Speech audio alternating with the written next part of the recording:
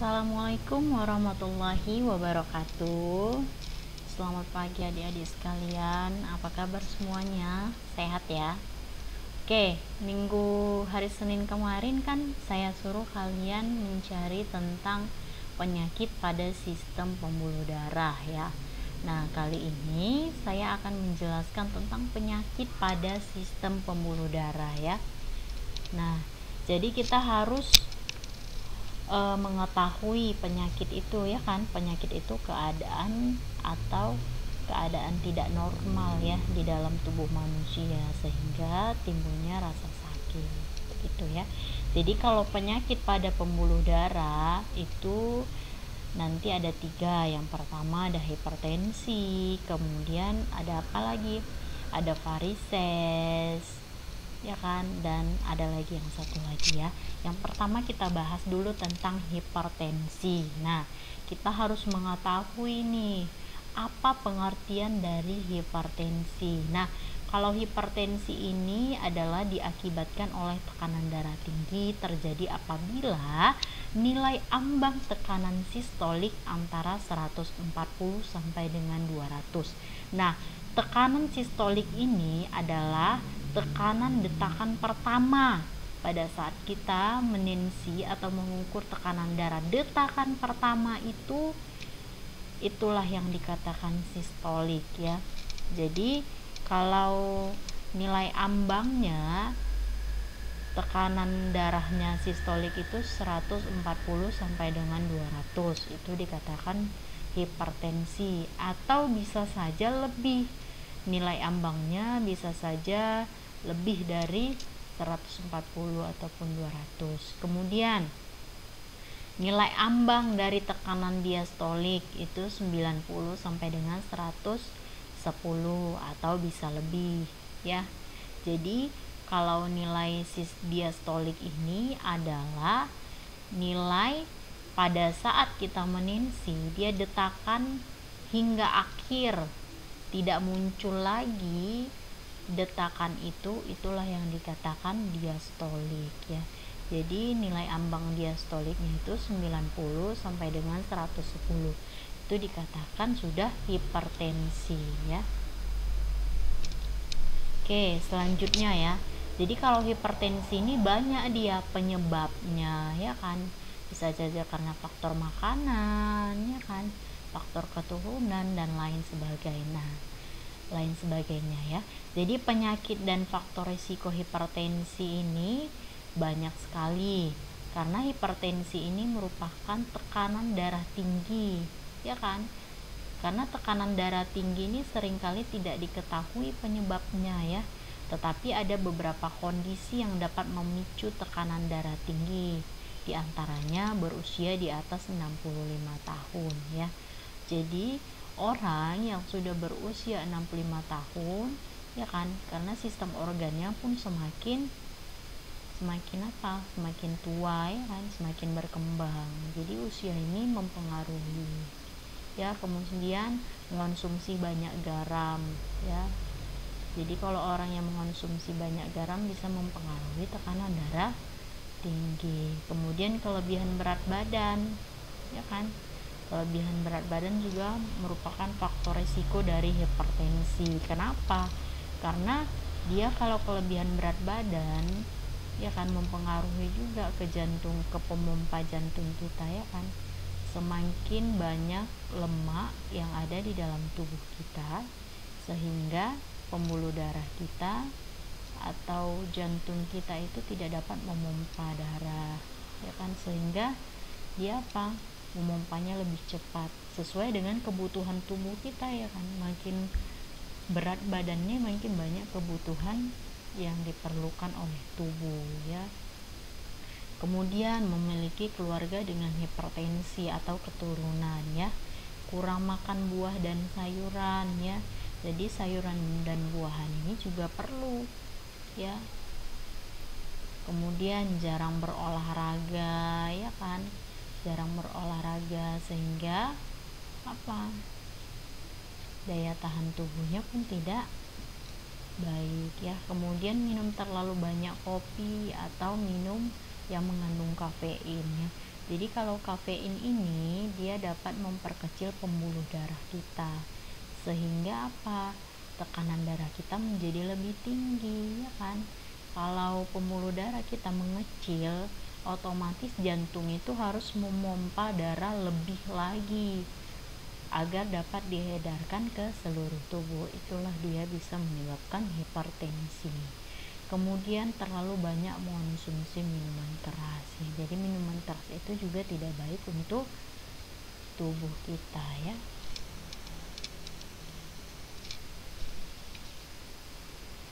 Nah, jadi kalau hipertensi ini bisa terjadi ke semua usia ya. Tidak hanya orang yang muda, yang tua pun usianya juga bisa terkena hipertensi ya. Kemudian lanjut usia, tadi ya umur ya. Ini sama saja memiliki keluarga yang menderita hipertensi ya, keturunan. Memiliki kebiasaan merokok ya. Jadi kalau merokok ini juga mengandung kafein. Kemudian jarang berolahraga ya. Nah, beberapa pasien hipertensi diharuskan mengonsumsi obat penurun tekanan darah seumur hidupnya. Oleh karena itu, penting untuk melakukan langkah pencegahan sedini mungkin, terutama bila Anda memiliki faktor resiko hipertensi. Nah, kalau ada faktor resiko hipertensi seperti keturunan, itu kita harus menjaga apa? Pola makannya, ya kan? Kemudian perilakunya, gaya hidupnya, ya kan? Harus apa? Rajin berolahraga, tidak mengonsumsi makanan yang berlemak, kemudian tidak merokok, tidak terlalu banyak minum kopi ya. Bisa saja faktor resiko ini bisa kita hindarkan asalkan kita menjaga pola hidup kita ya kan. Kemudian gejala hipertensi ya. Jadi kalau seseorang yang mengidap hipertensi akan merasakan beberapa gejala yang timbul ya. Gejalanya itu diantara lainnya adalah sakit kepala ya. Jadi semakin tekanan jantung kita atau semakin jantung kita memompa ke seluruh tubuh ya, dia harus mengedarkan darahnya lebih banyak lagi ya, sehingga apa? Sehingga dia menimbulkan gejala seperti sakit kepala ya kan. Kalau orang yang terkena hipertensi itu gejalanya juga lemas, kemudian masalah pada penglihatan ya kan, penglihatannya menjadi kabur. Karena apa?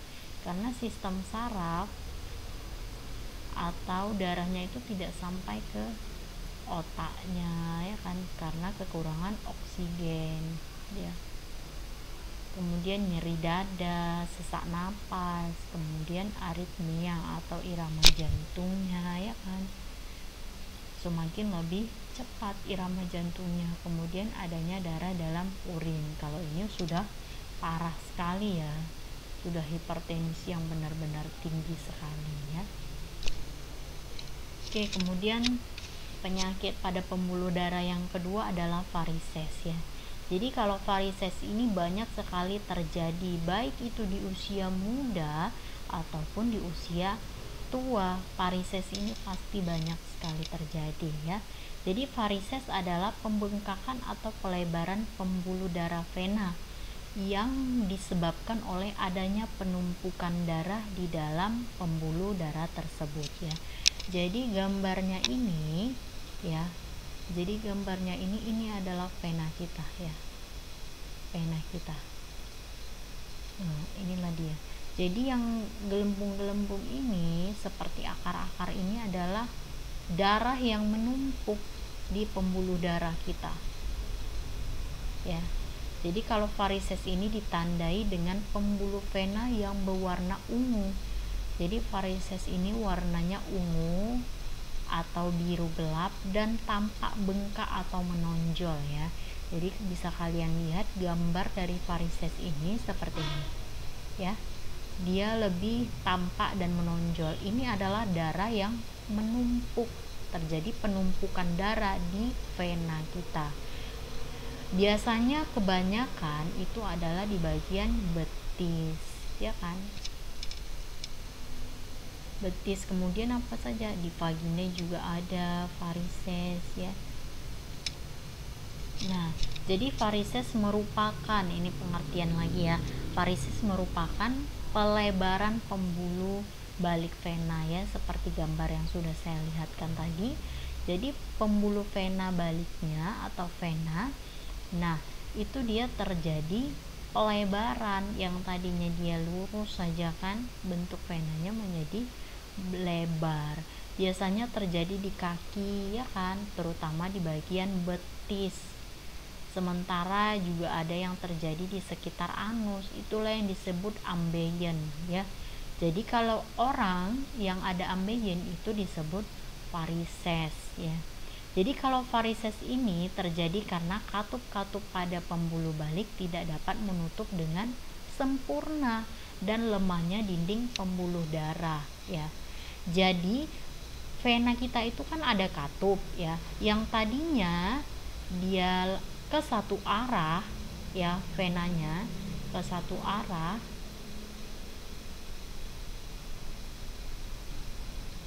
yang tadinya venanya ke satu arah, karena katupnya itu terdapat masalah sehingga pembuluh baliknya tidak dapat menutup dengan sempurna ya kan. Bisa saja karena apa? Karena lemahnya dinding pembuluh darah kita, sehingga terjadilah varises. Nah, ini penyebab varises ya. Jadi pembuluh vena itu berfungsi untuk mengalirkan darah ke seluruh tubuh menuju ke jantung ya. Jadi di dalam pembuluh vena itu terdapat yang namanya katup vena yang berfungsi apa? Sebagai pintu satu arah. Jadi seperti yang saya bilang kemarin, jadi vena itu ada katupnya. Nah, fungsi katup ini sebagai pintu, tempat keluar atau masuknya darah ya, sehingga darah yang telah melewatinya tidak dapat kembali lagi. Makanya misalnya dia darahnya menuju ke satu arah ke bagian atas, dia tidak akan bisa kembali lagi ke bawah ya kan. Nah, kalau katupnya itu atau dinding venanya itu lemah atau rusak katupnya, dia darahnya akan berbalik arah sehingga terjadi penumpukan darah di dalam pembuluh vena. Nah, penumpukan darah itulah yang disebut dengan apa? Varises, sehingga menyebabkan pembuluh venanya melebar. Jadi varises itu ditandai apa? Pembuluh darahnya melebar, kemudian warnanya apa tadi? Ungu atau kebiruan gelap ya kan. Itulah dia yang dikatakan varises ya. Nah, jadi kalau untuk mendiagnosis varises ini bisa diawali dengan memeriksa riwayat kesehatannya, misalnya meliputi gejalanya, riwayat penyakitnya ya kan, dan kebiasaannya, kemudian lingkungan kerjanya ya. Jadi kalau kebiasaannya misalnya terlalu berolahraga terlalu berlebihan ya kan, diforsir ya, itu bisa menyebabkan varises ya.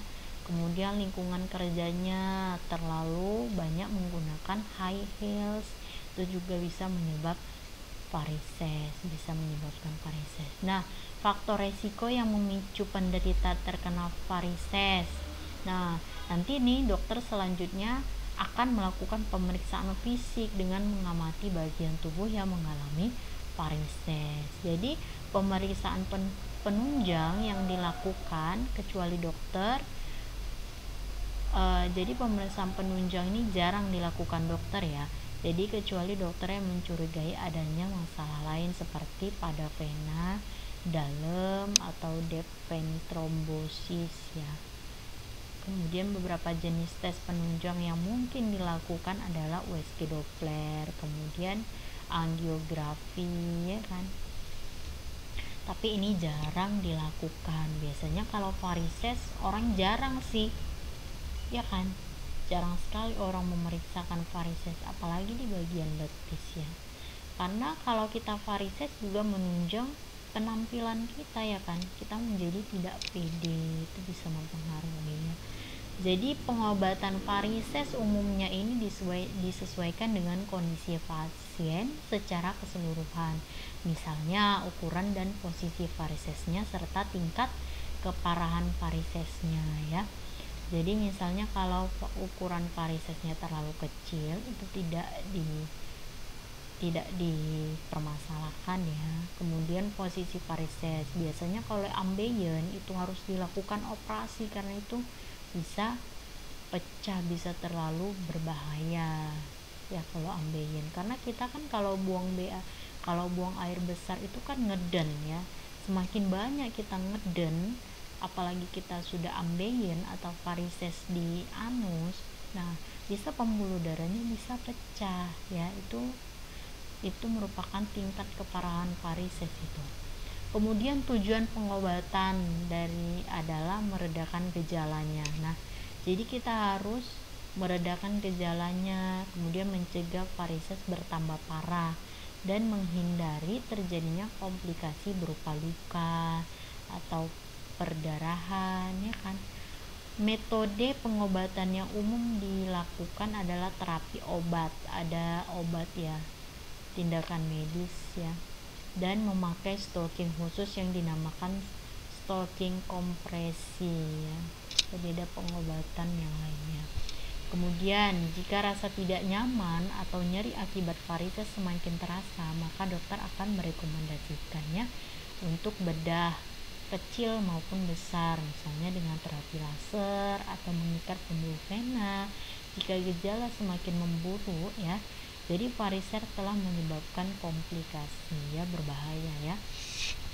Jadi seperti ambeiennya yang sudah besar itu biasanya dilakukan bedah kecil ataupun besar kalau yang sudah parah. Tapi kalau yang tidak parah bisa kita mengamankannya dengan menggunakan stocking kompres, misalnya kalau di betis ya. Nah, penyakit pembuluh darah yang lainnya adalah arteriosklerosis ya. Jadi kalau arteriosklerosis ini merupakan kelainan yang timbul akibat sumbatan pada pembuluh darah ya. Jadi pembuluh darah kita ini pembuluh darah ya. Jadi pembuluh darah kita ini terdapat flek-flek atau lemak ya. Inilah yang mengalami penyumbatan akibat flek-flek ini ya. Jadi sumbatan ini sering berupa lemak. Jadi yang kuning-kuning ini adalah lemak ya. Lemak maupun senyawa inflasi yang berkumpul dan membentuk plak sewaktu-waktu bisa pecah ya. Jadi terdapat lemak-lemak ya. Kemudian bila menyerang pembuluh darah yang menutrisi jantung, maka tersebut penyakit jantung koroner atau disebut dengan penyakit jantung koroner ya. Jadi kalau lemak-lemak ini bisa berbahaya ya. Makanya kalau kita mengurangi makanan atau mengonsumsi makanan yang berlemak ya. Nah, sebenarnya kalau penyakit arteriosklerosis ini adalah dia lebih ke sumbatan ya. Terjadi penyumbatan di bagian pembuluh darah. Ya, terjadi penyumbatan di arterinya ya. Jadi yang menyumbat ini apa? Lemak-lemak.